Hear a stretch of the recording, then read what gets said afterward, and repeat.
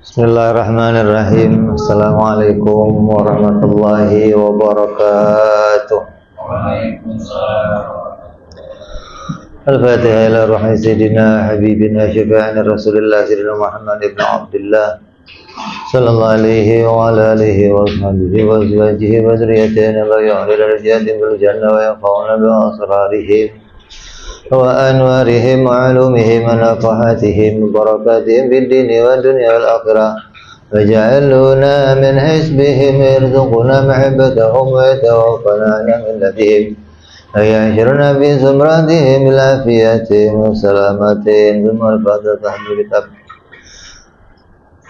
thumma ila sahibi syarruha salam wa Abdullah bin Muhsin al-Atas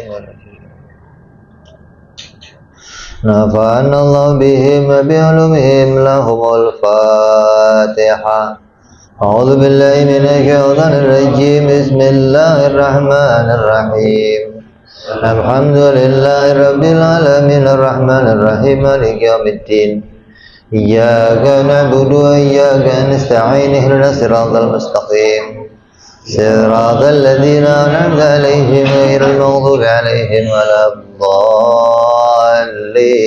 آمين بسم الله الرحمن الرحيم نويت تعلما وتعليما وتذكرا وتذكيرا والنفع والانتفاع والإفادة والاستفادة والحث على التمسك بكتاب الله وسنة رسول الله صلى الله عليه وسلم ودعاء إلى الهدى والدلالة على الخير ابتغاء مرضاته وقربه وثوابه وحسن الخاتمة مع اللطف والعافية وصلاح العاقبة.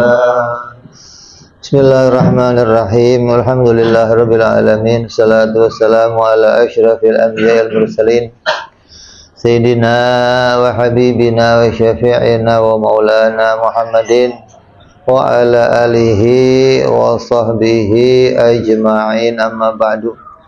Qala musanniful kitab rahimahullah wa nafa'ana bihi wa bi'ulumihi fid darain. Allahumma aftah qulubana futuhal arifin wa bihidmatika wansur alaina birahmatika ya arhamar rahimin. Ila anqal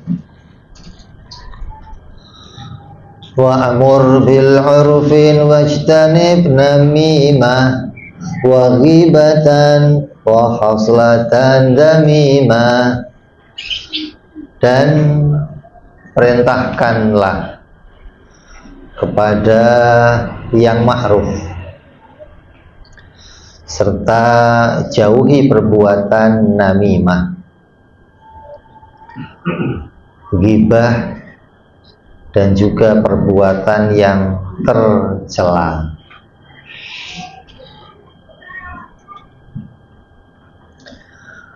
Ini adalah perintah untuk kita berbuat kebaikan, menjauhi orang-orang yang berbuat tercela, terus menjauhi perbuatan-perbuatan yang dilarang oleh Allah Subhanahu wa ta'ala. Jadi Syekh Ibrahim Al-Laqani di dalam bait ini mau menunjukkan bahwa siapa sih orang yang punya kewajiban untuk amal ma'ruf nahi munkar. Apakah setiap orang itu bisa untuk amal ma'ruf nahi munkar, atau hanya orang-orang khusus yang bisa amal ma'ruf nahi munkar? Karena kan kita sering mendengar perintah kita ini harus amal ma'ruf nahi munkar, ini harus menyampaikan yang baik, menjauhi apapun yang jelek-jelek, perintahkan kepada yang baik, dan melarang orang-orang melakukan yang buruk-buruk. Maka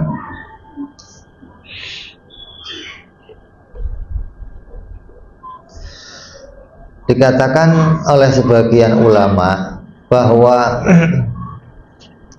orang yang bisa melakukan amal ma'ruf nahi munkar itu hanya bisa dilakukan oleh seseorang yang kealimannya itu sempurna. Artinya betul-betul orang alim, betul-betul ulama, betul-betul warasatul anbiya gitu. Berarti mereka yang bisa amal ma'ruf nahi munkar itu harus memenuhi beberapa persyaratan. Tidak hanya pokoknya saya mau nyampaikan amal ma'ruf nahi munkar lah, kan ini perintahnya Allah, siapapun kita mau ajak yang baik, kita mau ingetin jangan sampai ngelakuin yang buruk-buruk. Memang kalau kita ingin mendapatkan menjadi orang yang dapat pahala, ya kelihatannya begitu. Tapi apakah kalau saya amal ma'ruf nahi munkar itu akan menimbulkan dampak yang baik atau malah menimbulkan dampak yang buruk gitu loh. Mulai itu ada orang lagi minum, wah ente bongkar minumannya, wah ya bisa berantem. Ada orang lagi judi, lagi asik banting kartu, nanti ambil kartunya, nanti bubarin, wah ya bisa berantem. Gitu loh. Jadi ketika kita mau amal ma'ruf ini, kita melihat saya ini punya kemampuan nggak untuk itu, dan bagaimana caranya amal ma'ruf nahi munkar. Kalau kita kok belum punya persyaratan ini, belum memenuhi persyaratan ini, ya sudah, bagaimana saya membenahi diri saya dulu lah, bagaimana saya ngurusin keluarga saya dulu, lingkungan saya dulu. Artinya nggak sampai untuk mengajak atau meluruskan orang lain sebelum kita sendiri menjadi orang yang lurus gitu. Makanya persyaratannya amal ma'ruf nahi munkar orang-orang yang alim atau yang sempurna keilmuannya. Ketika dia ngingetin orang lain, ente aja begitu, nah kan repot. Lah ya kalau ente ngingetin orang, ente ingetin anak lu dulu tuh, anak lu aja, repot nih. Maka orang yang ngingetin orang itu ya harus punya keadaan yang betul-betul dia nggak punya celah untuk orang itu berbalik untuk nyerang dia gitu. Makanya dikatakan persyaratannya harus sempurna. Orang-orang yang ilmunya jelas, terus punya kemampuan yang jelas, punya strategi yang benar, cara yang baik. Maka sebagian ulama mengatakan bahwa syaratnya untuk bisa amal ma'ruf nahi munkar itu dikatakan dia harus punya 4 macam ilmu. Yang pertama, dia mengerti ilmu mazhab. Maknanya mengerti ilmu tentang perbedaan satu mazhab dengan mazhab yang lain. Di mazhab kita Syafi'i memangnya ini nggak boleh, tapi di mazhab lain boleh. Ya ini nggak usah keras-keras ngomongnya gitu loh, kecuali itu perkara yang sepakat semua mazhab itu tidak boleh gitu. Hingga kita bisa menempatkan diri kapan kita waktu yang ngingetin, bagaimana cara ngingetinnya, dengan strategi apa kita ngingetin. Kita tahu perbedaannya satu pendapat dengan pendapatnya orang lain. Mungkin dia nggak pakai pendapat Syafi'i, tapi dia pakai pendapat yang lain. Ini udah ngotot-ngotot, ini dilarang haram, kata dia, mazhab saya boleh. Nah, ini mau ngomong apa? Nah, ketika kita belum memahami perbedaan ini, maka jangan menfatwakan atau mengajak orang, melarang orang atau memerintahkan orang sesuatu. Maka dia harus mengerti tentang mazhab. Yang kedua, dia ngerti ilmu sosial. Ilmu sosial itu mengerti tentang sosiologinya masyarakat. Ini kelasnya masyarakatnya apa ini? Ini ada kelas abangan, ada kelasnya orang-orang yang berkedudukan, ada derajatnya ningrat, ada derajatnya orang-orang. Kamu harus tahu cara ngomongnya juga beda. Bagaimana cara ngomong dengan nengrat, bagaimana ngomong dengan orang-orang abangan, bagaimana ngomong dengan orang-orang yang punya derajat, tidak dengan cara yang sama. Yang ketiga, punya ilmu tentang bagaimana berfatwa. Berfatwa ini nggak cukup orang alim. Kalau ada orang alim, semua orang alim nih, maka di antara orang alim ini nggak semuanya bisa berfatwa. Karena untuk berfatwa itu dia harus punya keahlian khusus lagi, bisa tahu kejiwaan seseorang. Kayak ada orang melakukan pembunuhan, apa fatwanya? Bunuh lagi, nanti dulu. Ini orang mau berfatwa harus panggil dulu orangnya. Oh, ini orang ini dituduh oleh orang alim jadi orang kafir. Nanti dulu kalau mau memfatwakan itu seseorang itu kafir, nggak sembarangan. Makanya dalam ilmu akidah kita nggak bisa ngomong fulan itu kafir, nggak bisa.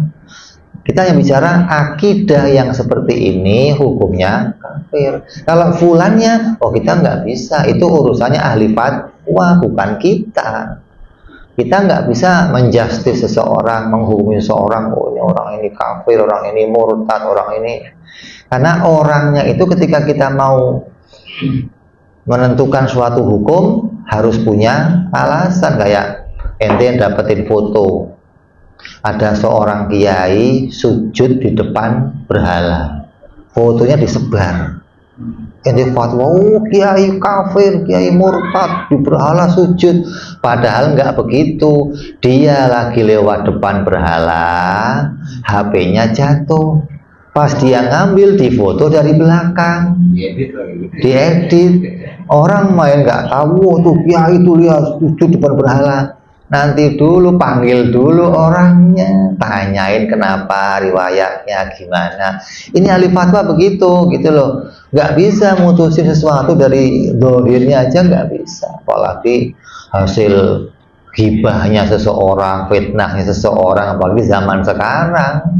Ente tinggal tanya sama Mbak AI. Sekarang Mbak AI ya? Bukan Mbak Google lagi, bukan ya? Lebih tinggi lagi sekarang ilmunya. Mbah Google udah kalah sekarang ini. Terus yang keempat, orang itu mengerti ilmu nasab. Ilmu nasab itu tahu sejarah keturunan seseorang. Ini duriannya siapa?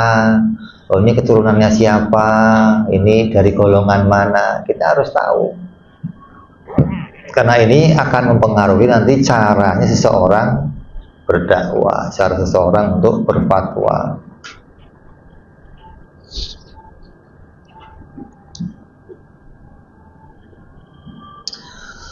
Tanpa ilmu-ilmu tersebut, diantaranya tanpa ilmu sosial, tanpa ilmu tentang perbedaan mazhab, ketika kamu melakukan amal ma'ruf, maka justru kemaksiatan akan tambah marah, bukan malah hilang, bukan.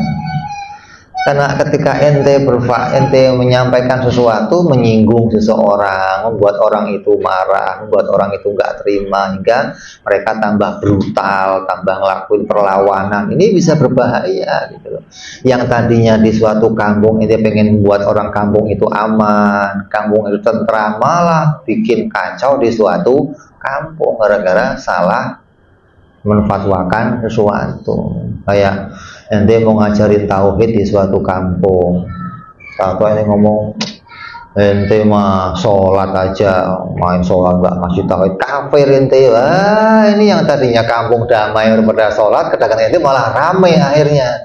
Orang udah pada sholat, ente kafirin. Lu ngapain lu sholat nggak ngasih tauhid, sholat nggak ngerti Tuhan, ngapain? Ini nggak bener cara begini, gitu loh maksudnya. Kalau ente mau bikin kampung itu sudah sholat beres, pengen ditambahin lagi ngasih ilmu tauhid, ya pakai cara yang baik gitu. Oh, di kampung ini isinya orang minum arak, saya mau beresin, ya yang bener caranya gitu loh.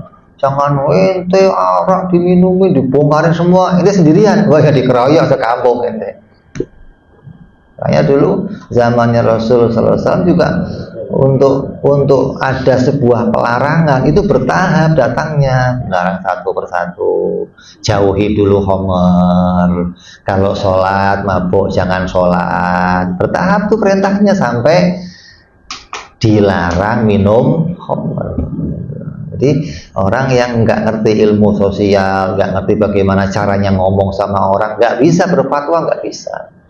Dia nggak punya hak untuk amal ma'ruf nahi munkar. Udah beresin aja diri kamu sendiri. Kalau kamu lihat kemungkaran, cukup kamu ingkar dalam hati, kan begitu. Kalau kamu lihat kemungkaran, kalau bisa beresi pakai tangan, nggak bisa beresin pakai lisan, nggak bisa lagi, cukup di dalam hati, gitu kan. Itu seminim-minimnya itu, gitu. Kalau kita memang nggak punya kemampuan, sudah ya Allah, ini orang ingkar, mudah-mudahan beres, mudah diampuni. Itu di hati kamu begitu. Kok kamu kok meningkat, wah ini nggak bener nih, ada yang maksiat, ada pelindung nggak? Ada. Saya ngomong langsung nggak bisa, lapor pakai lisan, Pak, di sana ada kemaksiatan, biar mereka yang punya kemampuan datang ke situ. Kok kamu kok mampu, ya kamu sendiri yang turun tangan dengan cara yang baik, dengan cara yang tidak sampai menimbulkan tambahnya madharat. Sebagaimana Allah berfirman kepada Nabi Musa dan Nabi Harun, Allah katakan apa? Faqula lahu qaulan layyinan la'allahu yatadakkaru aw yakhsha. Maka berbicaralah engkau berdua kepadanya dengan kata-kata yang lemah lembut, mudah-mudahan ia ingat dan takut. Ini yang diajak ngomong siapa ini? Fir'aun, coba, yang udah jelas-jelas dahsyat kemaksiatannya, udah jelas-jelas dahsyat kemungkarannya. Itu pun Allah perintah Nabi Musa dan Nabi Harun kalau ngomong sama dia yang halus. Nabi Musa itu orangnya temperamen, dikit-dikit main gebok aja, tapi Allah perintah slow, yang pelan, dateng, ngomongin yang bagus, tenang, biar dia itu inget. Datangnya suruh ngingetin, atau datangnya suruh menceritakan bagaimana azabnya Allah, siksanya Allah, agar dia takut, gitu loh. Bukan datang itu untuk ngobrak-ngabrik, bukan. Kamu datang untuk membuat dia ingat adanya perintah-perintah Allah, atau membuat dia itu takut padanya ancaman-ancaman Allah. Selesai tugas kamu, gitu. Jadi ayat ini dikatakan adalah ayat yang berbicara tentang bagaimana cara ngomong dengan orang lain dengan cara yang baik. Ini namanya ilmu sosial namanya. Bagaimana ngomong dengan kalangan yang para raja, bagaimana ngomong dengan kalangannya orang-orang awam, bagaimana ngomong dengan para ustadz, bagaimana ada imam masjid, imam besar, cara baca Fatihahnya salah. Ente mau ngingetin gimana caranya? Sini. Baca Fatihah, wah ya dikeroyok sama masjid ente. Udah jadi imam masjid itu ente. Kayak dulu Habib Ali begitu, Habib Ali Said Sibudura ketika melihat ada seorang yang udah tua, sepuh, jadi imam tokoh di masjid itu, ngomongannya, bahasanya nggak bagus, Fatihahnya nggak bagus. Pak Ali datang, gimana caranya? Pak Kiai, Insya Allah datang, saya meminta doa, meminta berkah. Saya mau belajar caranya baca Fatihah. Coba saya mau baca Fatihah, ente dengerin bener apa enggak? Kalau ada yang salah, tolong diingetin. Baca pelan-pelan Pak Ali. Imamnya apa? Insya Allah bacaan saya yang salah semua, bacaan ente bagus banget. Jadi bener gitu loh maksudnya. Itu cara ngomong, cara bagaimana nyadarin orang, cara bukan dibentak, bukan digoblok-goblokin, bukan. Ini namanya qaulan layyinan. Jadi orang kalau nggak punya strategi seperti ini, jangan dah. Udah yang penting buat diri ente aja yang beres lah gitu loh. Apalagi ente modalnya seragam, modalnya bendera, main nggak tahu caranya, wah bisa perang sekampung ini yang begitu. Makanya kalau kita ngelihat kayak apa, kayak FPI itu ketika dia apa namanya mau amal ma'ruf nahi munkar, ya nggak asal, dia lakukan apa, pengecekan dulu. Iya dong, ini masyarakat di situ kalau saya datengin dukung saya atau enggak gitu dulu. Kalau kira-kira ini kemaksiatannya didukung sama masyarakat, ya saya nggak bisa datang. Nggak bisa datang bawa partai, nggak bisa serombongan.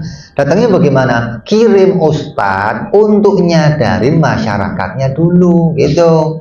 Ketika masyarakat sudah sadar, tahu ini berbahaya, kalau ada satu maksiat di situ dampaknya ke masyarakat semua, dosanya merembet ke semuanya, balanya akan kena ke semuanya, sadar masyarakatnya, baru gimana kalau kita bongkar, siap dukung, baru kita datang gitu. Jangan ente masyarakatnya dukung, ada sebuah bar ini yang kerja, anaknya kerja di situ, bapaknya di situ, adiknya di situ, satu jadi satpam, satu jadi, ente mau bongkar ya berantem sama semua kampung. Kenapa? Wong mata pencahariannya mereka.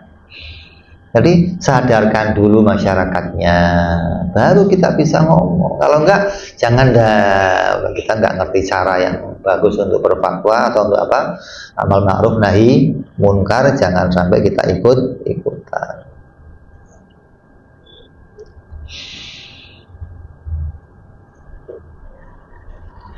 Jadi apabila seseorang itu tidak memiliki 4 syarat di atas, maka amal ma'ruf akan sulit diterima, malah justru sebaliknya akan menimbulkan banyak fitnah.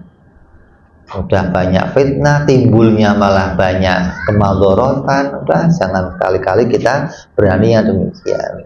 Malah ada ulama mengatakan lagi, di samping 4 tadi, seseorang yang mau amal ma'ruf nahi munkar itu harus memenuhi 3 lagi persyaratan. Ini udah 4 ini aja kita nggak punya kemampuan, ditambah 3 syarat lagi. Apa? Mengetahui perkara yang diperintahkan dan dilarang, tahu mana kewajiban dan mana keharaman, serta tentang ijma dan perbedaan pendapat. Terus yang kedua, merasa aman. Maksudnya perbuatan yang akan dilakukan itu akan tetap menimbulkan keamanan untuk diri kamu. Kamu tahu nih kalau saya ngomong aman nih, nggak akan sampai mereka ngelawan, nggak akan sampai ada apa, perkelahian, nggak akan sampai ada perlawanan yang membuat malah jadinya maldorot. Kamu tahu, boleh. Kalau nggak tahu, selon, udah kita mau bonek aja, yang penting jangan. Lah itu, kadang nekat itu modalnya itu. Saya mah nggak bakal apa-apa, kamu nggak apa-apa. Selesai kamu ngomong, rumah kamu dibakar, anak kamu keluar diancam, toko kamu dirusak, bagaimana coba? Artinya jadi maldoroh yang menimbulkan tidaknya aman pada kehidupan kamu malah gitu loh. Kalau kamu tahu nggak akan ada keamanan, ya jangan dikerjain. Terus yang ketiga, ada dugaan yang besar bahwa orang-orang itu akan patuh. Jika kamu nggak yakin, jangan. Ente apa namanya, tokoh masyarakat, biasa muncul di TV, biasa muncul di tempat-tempat besar, orang tahu kebesaran nama kamu, orang takut sama haibah kamu. Ini kalau saya datang, dia akan patuh nih. Datengin sampai orangnya tertunduk, ya Pak Yai, ya Pak Ustadz, ya Bib. Kalau nggak bisa begitu, jangan. Kalau sampai kamu datang malah kamu diusir mentah-mentah, kamu dipermalukan, kamu dilecehkan, maka ini jangan kita kerjakan. Jangan contohnya Nabi aja waktu ketok berani dilempari juga nggak apa-apa lah. Ini jangan nyontoh yang bandingannya yang di atas. Itu ukur diri kamu dulu gitu loh. Artinya apa yang dilakukan oleh para nabi, yang dilakukan oleh orang-orang khusus ini, memang terkadang bukan nggak semua orang bisa nyontoh yang demikian. Ini pendapatnya ulama. Tapi Imam Syafi'i radhiyallahu ta'ala beliau berpendapat bahwa tidak harus memenuhi 3 syarat tadi. Kalau orang alimnya harus. Tapi syarat keamanan, syarat orang itu akan patuh, syarat itu nggak harus. Artinya orang itu ngerti ilmu, orang itu ngerti. Kenapa? Sebab amal ma'ruf nahi munkar itu bukanlah menuntut penerimaan dari orang-orang itu. Orang diperintahkan amal ma'ruf itu bukan agar orang yang kamu ajak nurut, bukan. Tapi dikatakan sebagaimana dalam ayat Quran apa? Allah berfirman, ma'alar rasuli illal balagh. Tidak ada kewajiban bagi seorang rasul kecuali sekedar menyampaikan. Tugas kamu cuman nyampein. Dia mau ikut monggo, nggak ikut kamu sudah nyampein, gitu loh. Lah, nyampeinnya ya nggak harus di depannya orang-orang, enggak. Ente pengajian di sini, ente pakai speaker, orang dengar, itu sudah menyampaikan namanya. Kalau dia sadar, oh iya bener, datang, mau ikut ngaji, mau ikut, itu loh. Bukan harus apa, kamu frontal datang ke tiap-tiap orang itu yang nongkrong, enggak.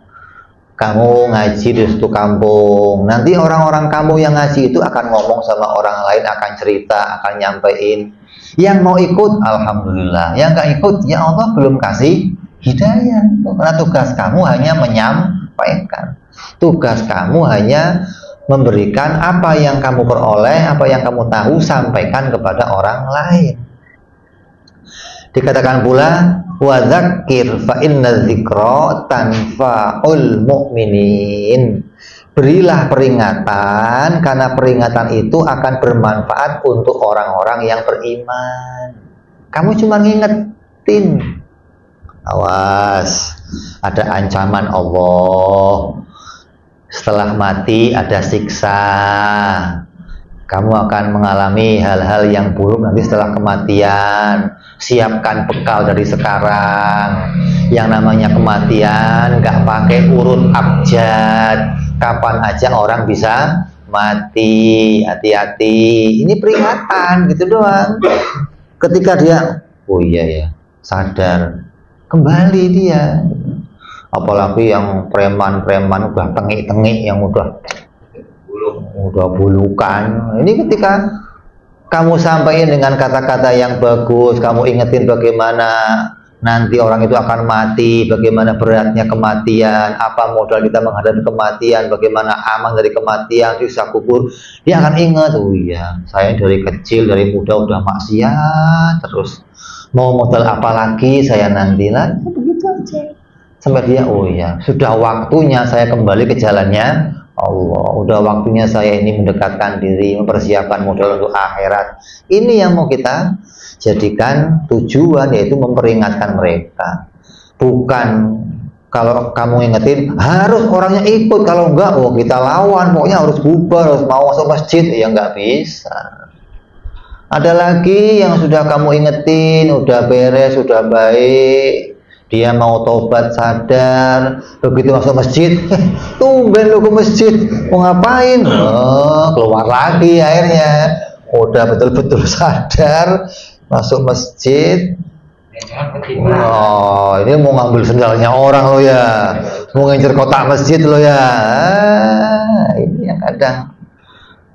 Jadi jangan sampai yang demikian terjadi. Kalau kita lihat itu para jamaah-jamaah tabligh itu, dakwah mereka luar biasa. Kalau nanti mau niru ya niru, kalau mampu. Kenapa? Mereka betul-betul orang-orang yang ketika orang itu baru nginjek masjid aja, sambutannya, wah lah saudaraku muslim, dipeluk. Enggak, ngapain lu? Tumben kemari? Enggak, disambut dengan baik. Hingga dia punya rasa terhormat gitu loh. Hingga rindu lagi untuk ketemu lagi, mau datang lagi. Kenapa? Dia nggak dipermalukan, nggak dikucilkan, tapi diberikan kebanggaan. Betul-betul kita menanti kamu untuk datang kemari. Ayo duduk, ayo bareng. Kalau ada orang kok ngaji, datang baru, sambut mereka, bikin mereka bangga, bikin mereka itu mau betah di sini, gitu loh. Ini diantara cara dakwah, bagaimana kita ngingetin ketika mereka sudah mau ingat, sudah mau sadar, kita berikan mereka spirit, kita berikan mereka kekuatan hati hingga mereka betul-betul kuat hatinya mau duduk untuk betul-betul secara totalitas mau kembali kepada Allah Subhanahu wa ta'ala. Jadi kata Imam Syafi'i, tugas kamu cuman ngingetin, apalagi kamu wong Rasul aja tugasnya ngingetin. Bukan tugasnya Rasul itu gimana bawa orang enggak. Kalau orang itu mau alhamdulillah, enggak mau ya sudah. Makanya kadang kita ini kalah sama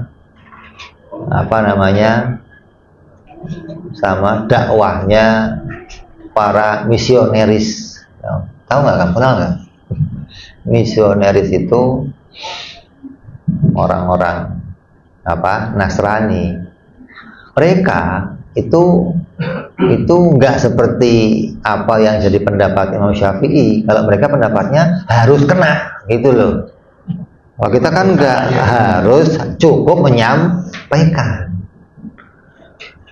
Lah, kalau kita cukup menyampaikan itu kayak kamu mau ke masjid, banyak orang nongkrong, banyak orang duduk. Ini kamu tahu orang Islam semua, ayo ke masjid yuk. Sekali udah, kalau besok kamu nggak ingetin lagi. Kemarin udah saya ingetin, udah ngapain lagi gitu loh.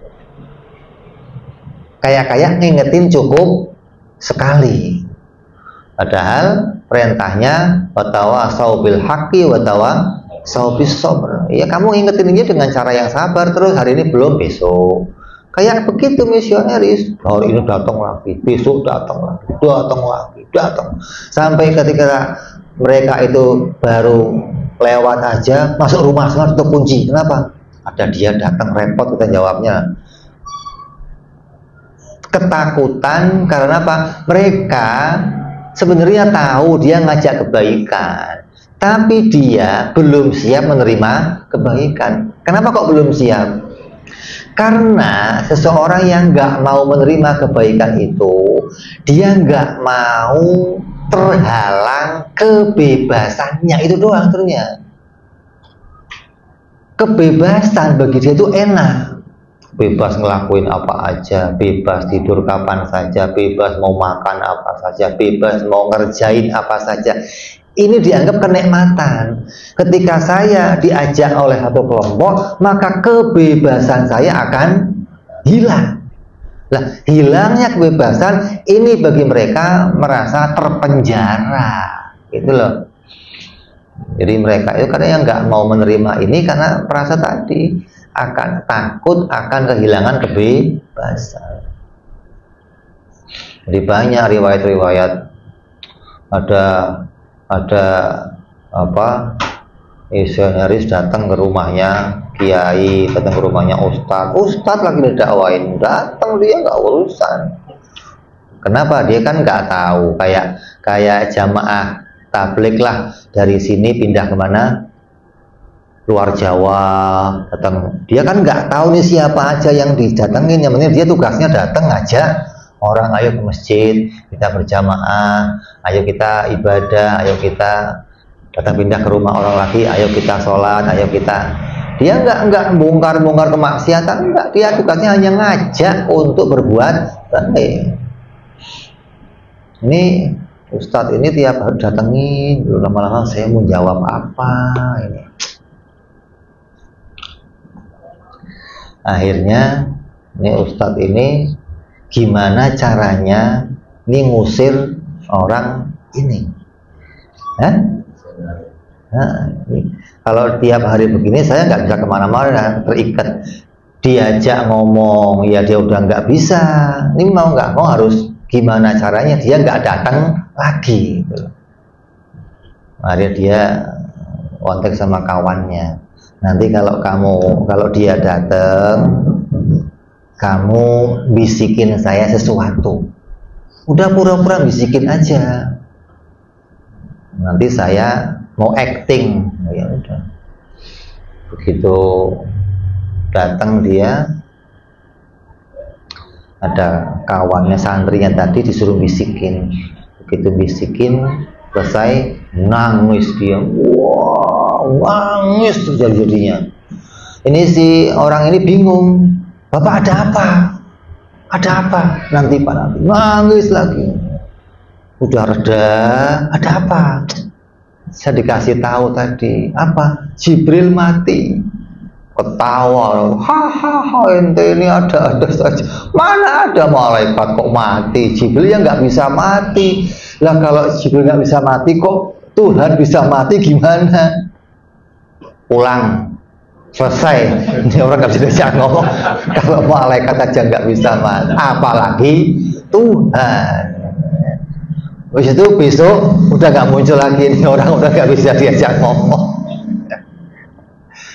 Itu mereka nggak putus gitu loh, terus berusaha bagaimana caranya. Lah orang Islam kadang nggak bisa begitu.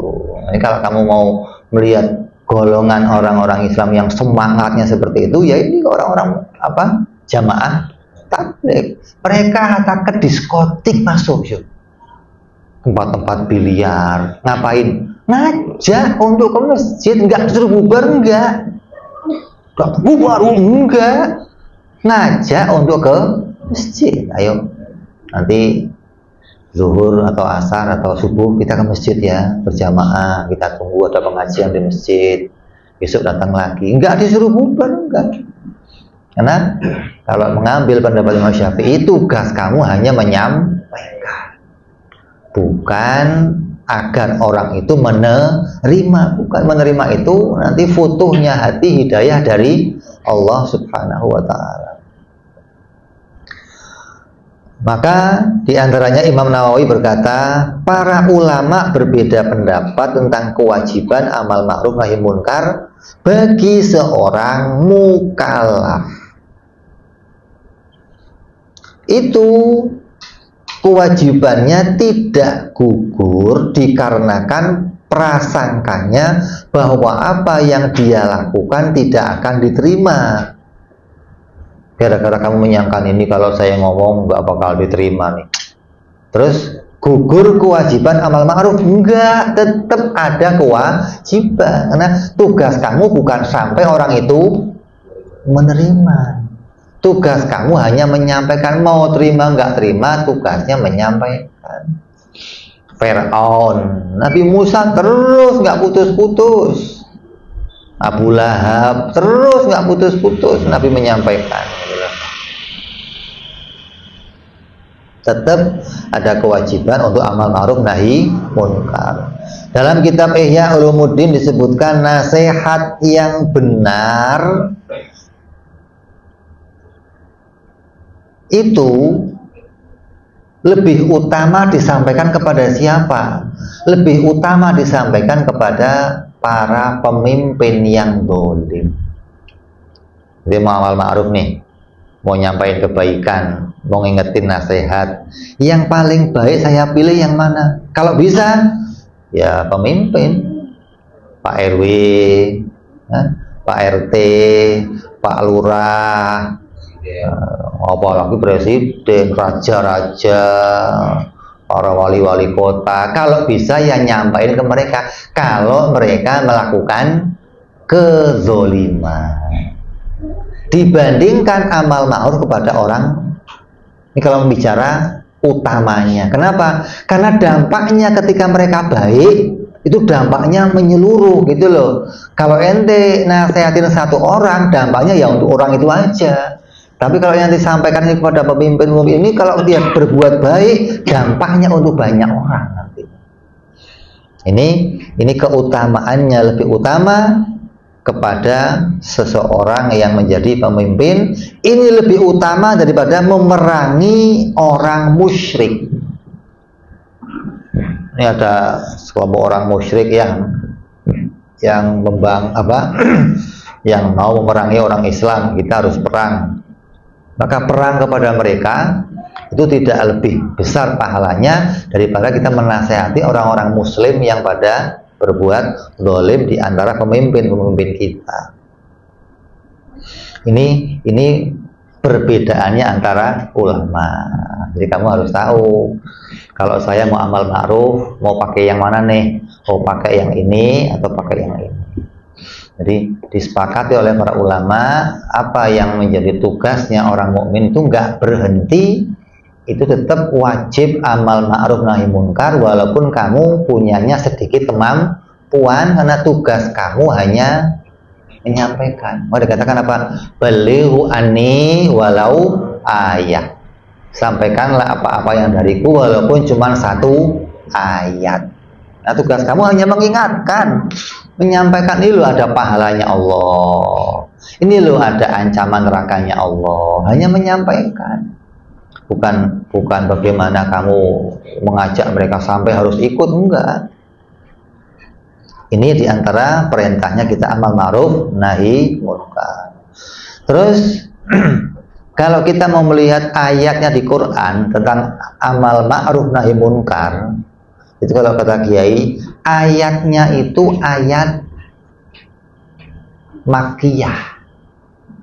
Di Quran disampaikan tentang ayat amal ma'ruf nahi munkar, itu ayatnya ayat Makkiyah. Lah ayat Makkiyah itu nggak cerita tentang sholat, nggak cerita tentang zakat, nggak ada haji, nggak ada puasa. Adanya bagaimana iman kepada Allah, mengajak orang nggak syirik sama Allah, ngajak orang bertauhid, ngajak orang kenal sifat-sifat Allah. Ini aslinya ayat Makkiyah, ini bunyinya.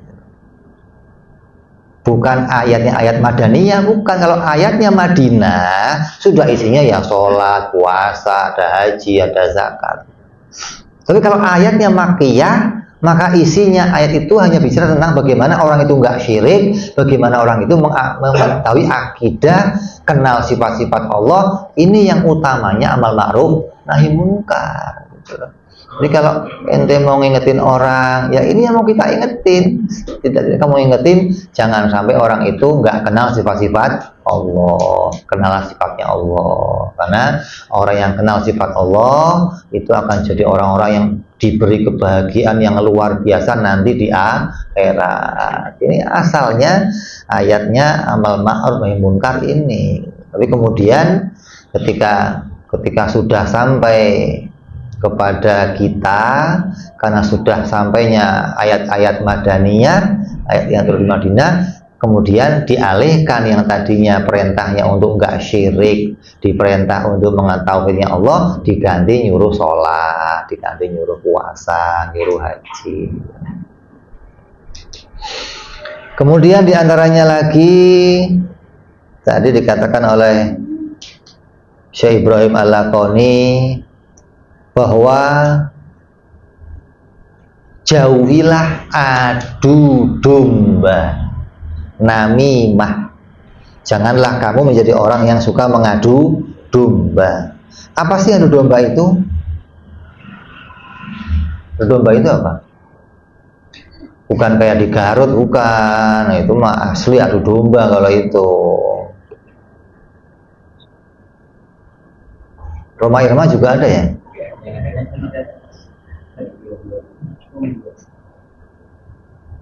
Adu domba itu dikatakan oleh Kiai Soleh mengubah perkataan dari satu orang kepada orang lain dengan tujuan menghasut dan merusaknya. Orang ini ngomongnya ke kamu, tapi kamu sengaja menyampaikan omongan dia ke orang yang diomongin tadi. Katanya si fulan ente begini, walaupun itu bener, kamu nggak boleh ngaduin, nggak boleh. Karena kalau kamu ngaduin berarti kamu sengaja mau membenturkan. Ini bisa jadi nggak hanya perorangan, bisa jadi keributan antar kampung, keributan antar kota, antar negara gara-gara begini gitu loh. Kalau dulu di zaman Nabi, Islam kan masih masyarakat masih isinya qabilah. Kalau satu orang berantem, pendukungnya siapa? Ya qabilahnya sekampung itu. Yang ini dukungannya sekampung. Gara-gara satu orang ini bisa timbul perang antar kampung. Oh, nggak terima si bulan berantem, saya belain. Nggak terima si bulan belain juga.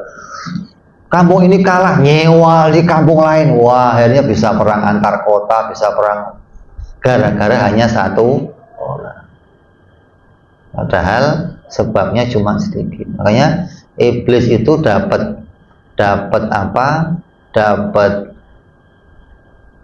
memberi penghargaan kepada para setan-setan yang bisa bikin namimah. Kalau setan kok goda orang dengan minum arak, zina, label penghargaannya belum besar. Tapi kalau dia kok bisa bikin namimah, adu domba, sampai sekampung bacok-bacokan, sekota, wah ente bintangnya naik level ente. Dapat bintang penghargaan yang lebih. Maha iblis. Bukan maha iblis. Maha setan ini. Ini setan istimewa ini dapat penghargaan. Setan tahu bintangnya berapa dia? Kalau kita 4 paling ya, kalau dia bisa bintang 7 juga kan. Imam Ghazali berkata, adu domba itu nggak terbatas pada hal tertentu. Akan tetapi adu domba adalah mengungkapkan sesuatu yang menimbulkan kebencian, baik itu berupa ucapan, tulisan, ataupun perumpamaan apa saja. Sekarang tulisan udah, nanti nggak usah lagi ngomong depan orangnya, cukup bikin tulisan kata si anu, fulan begini. Sekarang zamannya fitnah yang luar biasa. Ini zaman adu domba, zamannya fitnah, zaman namimah sekarang ini muncul. Karena gampangnya orang untuk menyampaikan informasi hingga orang itu panas. Kata si fulan orang Jawa mah setan semua. Orang Jawanya nggak terima. Kata yang ngomong orang Ambon ribut, orang Ambon juga jelek. Akhirnya Ambon sama Jawa ribut. Orang Arab begini, orang Arab ribut. Ini sekarang zamannya luar biasa. Makanya hati-hati kita sama orang-orang yang suka adu domba. Artinya yang namanya adu domba itu apa kesimpulannya? Membuka rahasia atau sesuatu yang membuat orang itu merasa malu, atau orang itu merasa marah, merasa tersinggung, merasa terhina ketika sesuatu beritanya disampaikan sama orang lain. Maka apa jalan keluarnya? Kamu jangan mau diberitahu keburukan seseorang. Itu intinya. Kalau ada orang ngomong sama saya kasih tahu ya, bulan simpen aja buat kamu. Kamu jangan mau mendengarkan. Karena kalau kamu mendengarkan, kamu punya potensi menyampaikan sama orang lain. Walaupun kamu ngomong, saya kasih tahu jangan ngomong-ngomong ya. Ini jangan ngomong-ngomong, ini nanti nyambung. Saya kasih tahu jangan ngomong-ngomong. Ya jangan ngomong-ngomong semua, tapi ngambil terus ke orang lain. Jangan ngomong-ngomong ya. Akhirnya berjamaah jangan ngomong-ngomong. Jadi kalau ada orang ngasih tahu kamu, kita ngomong bab lain aja lah, bab ilmu, bab akidah, bab dalil, bab ketuhanan, bab nalur, selesai.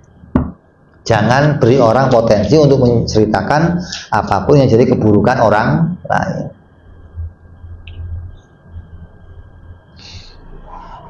Dan kamu wajib mencegah dan menasehati orang yang suka beritain aibnya orang lain. Maka ini juga bentuk amal ma'ruf kamu, gitu loh. Ini juga penting amal ma'rufnya seperti ini. Jadi bukan hanya amal ma'ruf untuk misalnya orang-orang yang suka minum arak, pada berzina, pada judi. Enggak, itu ini juga bagian dari amal ma'ruf kamu. Jangan diceritain, buat kamu sendiri aja. Tapi saya lihat, kamu boleh memarahi orang itu sampai dia tahu akan kesalahannya. Dalam hadis dikatakan la yadkhulul jannata namamun. Tidaklah masuk surga orang-orang yang suka mengadu domba. Kalau yang ngertiin orang-orang ahli sunnah, neraka, masuk surga nanti. Kalau kita kan maksudnya tidak masuk surga bersama golongan yang pertama. Dia akan masuk surga golongan yang akhir setelah diazab oleh Allah Subhanahu wa ta'ala akan dosa-dosanya. Maka larangan memberitahukan keburukan seseorang itu adalah jelas larangannya, kecuali itu disertai adanya keperluan yang sifatnya wajib. Beda nih, ada sebuah kebutuhan yang memang ini wajib untuk disampaikan, kamu boleh menyampaikan. Tapi kalau nggak ada kepentingan apapun, dilarang menyampaikan keburukannya orang. Kamu lihat ada orang kok masuk diskotik, kamu lihat ada orang masuk tempat pelacuran, kamu lihat ada orang bawa botol. Sudah, cukup kamu lihat. Jangan ceritain lagi sama ana lihat si fulan tadi. Kamu namimah namanya. Hati-hati ini. Dari ghibah, asalnya ghibah. Ngibain, kamu ngelihat jeleknya orang lain, kamu omong sama orang, kamu hibahin. Lalu yang kamu ajak hibah ini nyampein ke orang, bisa jadi namimah. Nyampein ke orang yang ngelakuin, kata si fulan, ente tadi masuk, berantem gak kira-kira? Kurang ngajar. Dia ngeliat, mana lihat, ya jangan ngomong-ngomong dong, pulus nih. Ini ngambil dari satu dosa bisa ngambil ke dosa-dosa yang lainnya. Adapun jika disertai keperluan, seperti ada orang yang akan membakar rumahnya si Zaid, ada orang yang mau mencuri hartanya si Zaid, ada orang yang mau menyakiti keluarganya si Zaid, maka boleh menceritakan kepada si Zaid agar dia waspada. Ente denger nih, lagi di warung kopi, lagi sekelompok orang ngomong kita bakar rumah Z nanti malam. Ente denger, maka ente sampaikan ke Zaid. Z, ini ada kelompok, saya nggak tahu siapa mau bakar rumah kamu, hati-hati.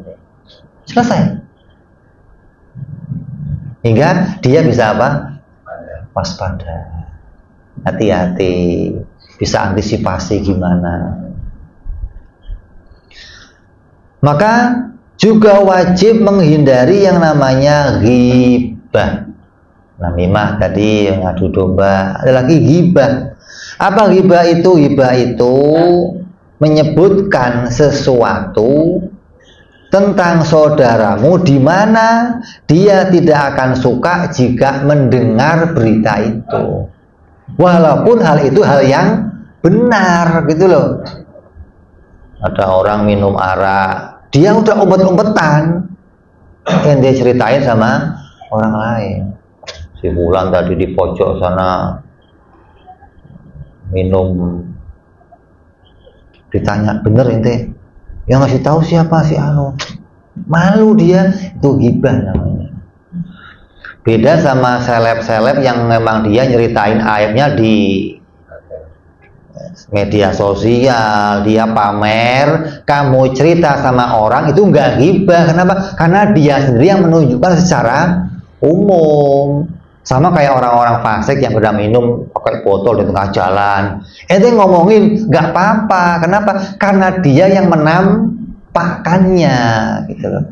Tapi kalau dia sudah nggak menampakkan sama orang, dia urusan pribadi dia, kamu jangan nyeritain lagi sama orang lain gitu loh. Bedanya gini, beda sama orang yang sudah menampakkan diri kemaksiatannya, pamer depan orang, kamu boleh hati-hati si Fulan tuh tukang minum arak, kamu jangan dekat-dekat sama dia main, karena memang dia menampakkan kemaksiatan sama orang lain. Maka salah satu kebiasaan yang menyesatkan dan lebih parah adalah ucapan orang awam. Ini hati-hati nih, ini orang bodoh ini kadang ya, dia mau begini, ini saya ngomong ini nggak omong kosong loh, saya bukan mau ngomongin orang, saya nggak gunjing, saya lihat sendiri. Coba lihat,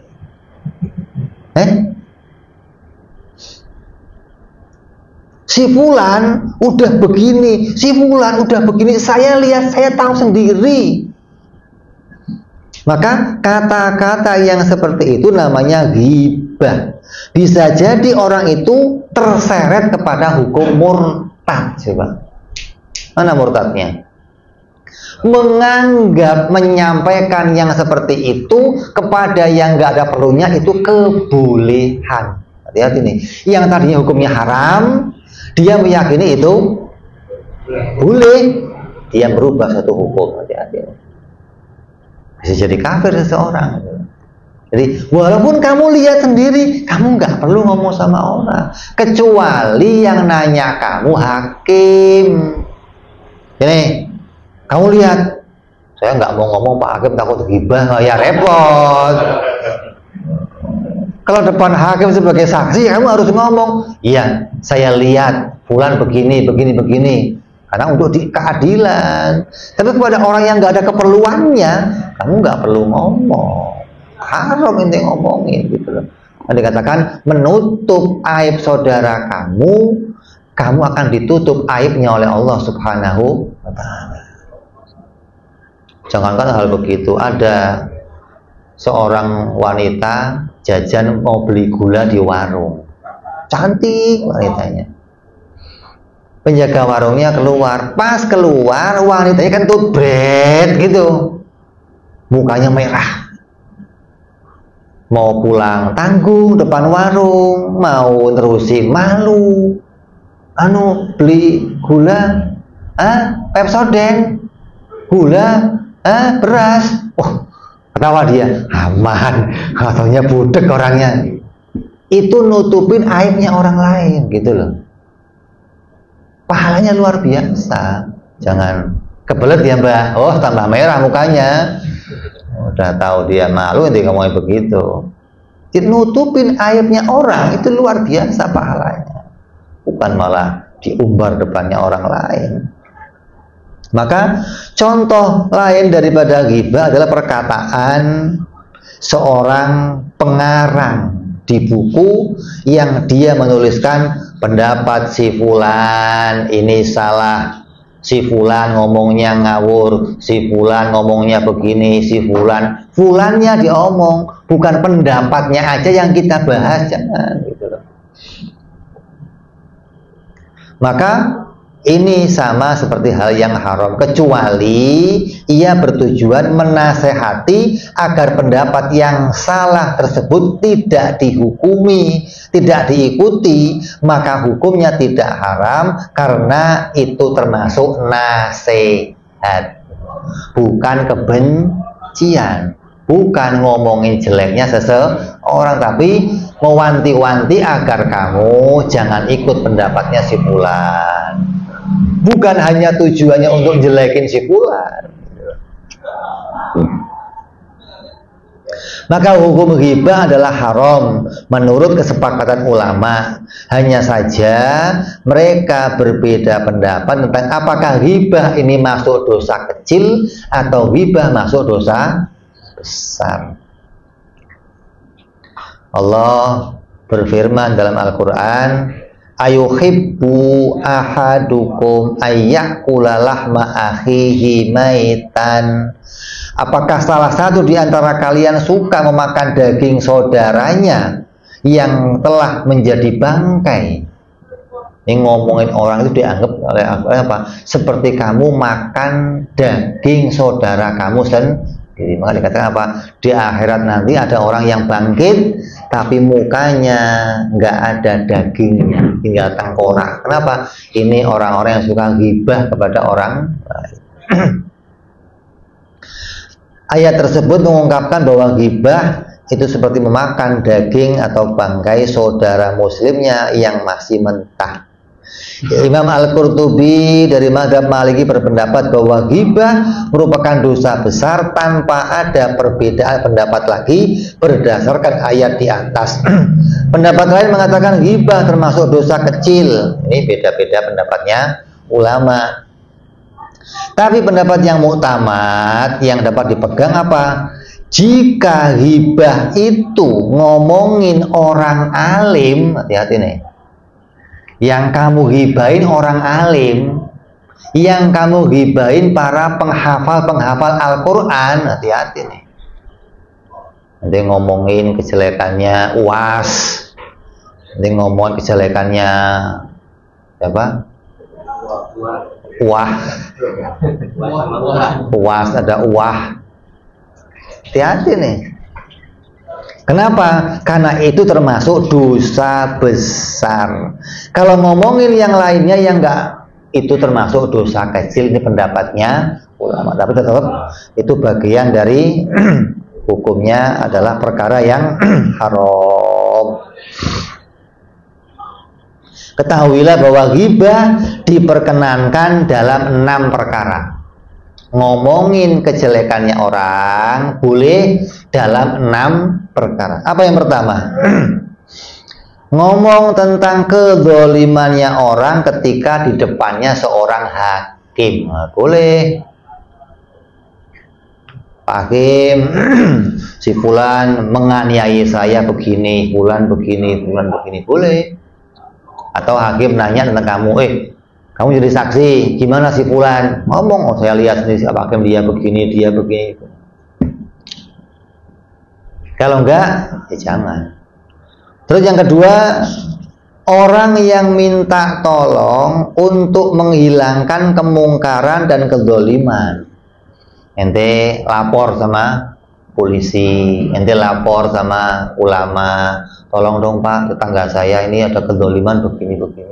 Fulan itu sukanya begini, tolong dikasih tahu, tolong diingetin, tolong dibubarin, tolong. Boleh. Tujuannya ingin agar kemaksiatan itu dibubarkan, kamu minta tolong sama seseorang. Atau kamu yang ketiga mendatangi orang untuk minta fatwa. Contohnya begini, dia berkata kepada seorang mufti, si fulan telah mendolimi saya, bagaimana saya bisa selamat darinya? Ini fulan ini tiap hari malakin saya, kira-kira solusinya apa? Saya harus bagaimana? Boleh kamu datang kepada seorang alim untuk minta fatwa atau jalan keluar. Yang keempat, tujuannya untuk menakut-nakuti orang agar tidak berteman kepada seseorang. Seperti seseorang dimintai pendapat tentang seseorang, maka kamu harus menjelaskannya. Ada orang mau kawin, ada orang mau berteman, ada orang mau beli rumah. Saya mau beli rumah di sini. Tangganya ini hati-hati ente. Artinya dia menyampaikan itu agar membawa keselamatan pada orang ini gitu. Jangan dah cari yang lain aja. Jangan sama dia temenannya, cari yang lain aja. Ente mau kawin sama dia, jangan dah cari yang lain aja. Kenapa? Dia ini kurang baik orangnya. Boleh ini ngomong begitu. Karena ada kepentingan untuk orang itu kamu selamatkan. Tapi kalau orangnya nggak nanya gimana? Ya nggak bisa kamu ngasih tahu. Dan nanyanya bukan iseng. Bulan gimana sih? Itu mau gibahin namanya. Itu cewek sama cewek biasanya. Ibu Anu gimana Ibu Anu? Oh Ibu Anu kemana beli ini? Nah itu. Ini orang nanya mau ngapain? Saya mau ini bisnis sama dia. Saya mau bertetangga sama dia. Saya mau kawin sama dia. Ada tujuan. Maka kamu boleh ingetin tentang kalau orang itu baik atau tidak. Terus bertujuan memberitahu seperti ada Z itu pincang namanya. Saya mau cari rumahnya Z. Z mana? Z bin Anu. Gak tahu saya. Yang pincang itu loh. Oh si Anu gak tahu. Boleh. Ente ngomong jeleknya orang itu bukan ghibah. Untuk ngasih tahu nyiriin gitu loh. Ali mana? Itu Ali yang petot matanya. Oh iya Ali yang bisa tahu. Cukup selesai, jangan lanjut. Emang dia kok lanjut. Apalagi orang-orang Arab kalau nggak pajulukan, oh nggak bisa. Ini ngomong Abdullah nih. Itu nanya namanya Muhammad. Ini nanya namanya siapa? Ali. Oh banyak. Saya mau nanya Ali. Ali siapa? Banyak Ali. Ali angin. Ali angin. Ali tong. Ali tong. Ali Aldo. Ali Elwi. Boleh kalau sekedar apa untuk menjelaskan siapa orangnya, bukan untuk mencacati kejelekannya. Terus orang fasik yang terang-terangan melakukan kefasikan, boleh dia ngomongin bulan gimana ta'ab dah. Kenapa? Karena dianya biasa memamerkan kemaksiatannya. Bawa harim depannya orang, minum arak depan orang. Suka ketika dia bisa memamerkan yang seperti itu, kamu boleh membicarakannya. Terus selain kewajiban menghindari namimah, menghindari hibah, maka seorang muslim juga wajib menghindari perbuatan-perbuatan tercela yang lainnya yang merupakan bentuk kedzaliman pada dirinya sendiri. Bukan hanya berkaitan sama orang lain, maka kita juga harus menghindari segala macam bentuk kemaksiatan. Apa? Jangan menganiaya orang, merampok orang, mencuri, membakar rumah, menipu, jual beli dengan cara menutupi aibnya, berbohong, memuji orang yang zalim agar disenangi atau dikasihi. Jangan menurkai orang tuanya, meninggalkan sholat, tidak mengerjakan kewajiban zakat, meninggalkan puasa, dan semua hal-hal yang dilarang oleh agama diperintahkan kita untuk menjauhinya. Ini yang diingatkan oleh Imam Ibrahim Al-Laqani, bahwa amal ma'ruf kalau bisa kamu menyampaikannya ya sampaikan, kalau nggak bisa maka sampaikan untuk diri kamu sendiri. Bagaimana diri saya udah terhindar belum dari segala kemaksiatan, saya ini udah belum ngelakuin yang baik. Kalau saya belum ngelakuin yang baik, saya belum bisa sholat, jangan ngingetin orang, lu sholat dong. Orang jawabnya apa? Lu aja nggak sholat, ngapain nyuruh orang sholat? Begitu loh. Ente masih suka minum arak, masih suka main togel, lu nyuruh, lu cuma main togel. Wah ya bisa gitu loh. Jadi bagaimana kita ingetin diri kita sendiri, jauhi dulu yang maksiat-maksiat, kerjain yang baik-baik, baru boleh. Ini pun ketika kita mengingatkan, tidak merasa diri kita lebih baik, Tapi memang itu kewajiban bagaimana saya diperintah oleh Allah untuk menyampaikan ini. Bukan merasa saya lebih baik dari orang lain. Ini kalau bicara ini nanti masuk bab tasawufnya, bagaimana hatinya betul-betul selalu mengharapkan kebaikan dari Allah. Merasa orang yang jelek itu bisa aja lebih baik dari dirinya. Ketika dia mengingatkan, bukan berarti saya lebih baik dari orang lain, tapi saya mengerjakan perintahnya Allah Subhanahu wa Ta'ala. Inilah yang disampaikan oleh Ustaz. Mudah-mudahan kita semua bisa menjadi orang-orang yang bisa menjaga diri kita sendiri agar jadi orang yang baik, mengerjakan perintahnya Allah, menjauhi larangannya Allah, dan mudah-mudahan kita bisa melaksanakan perintah, mengajak kebaikan pada orang lain, menyuruh orang lain untuk meninggalkan keburukan agar kita sempurna menjadi seorang muslim yang bermanfaat untuk diri kita pribadi dan manfaat untuk orang yang lainnya, insya Allah. Ala hadhihi niyyah wa ala niyatin sholawat ila hadratin nabi. Al-Fatihah. A'udzu billahi minasyaitonir rajim. Bismillahirrahmanirrahim. Alhamdulillahirabbil alamin arrahmanir rahim maliki yaumiddin. Iyyaka na'budu wa iyyaka nasta'in ihdinas siratal mustaqim siratal ladzina an'amta 'alaihim ghairil maghdubi 'alaihim waladdallin. Amin.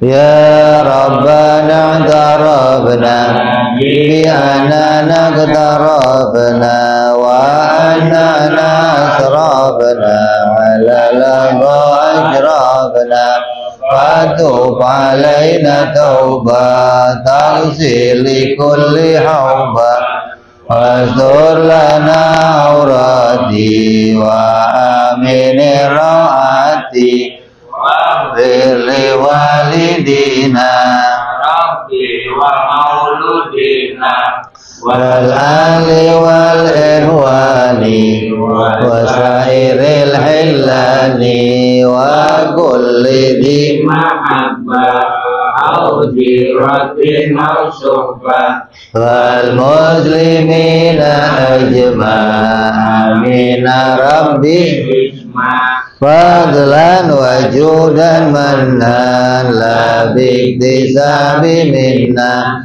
bil mustafa rasulina bi kulli suli salla wa sallam rabbi alaihi adal habbi wa alihi wa sahbi adada tasi suhbi walhamdulillahi bil bad'i wa tanahi subhana rabbika rabbil izzati amma yasifun salamun alal mursalin walhamdulillahi rabbil. Assalamualaikum warahmatullahi wabarakatuh.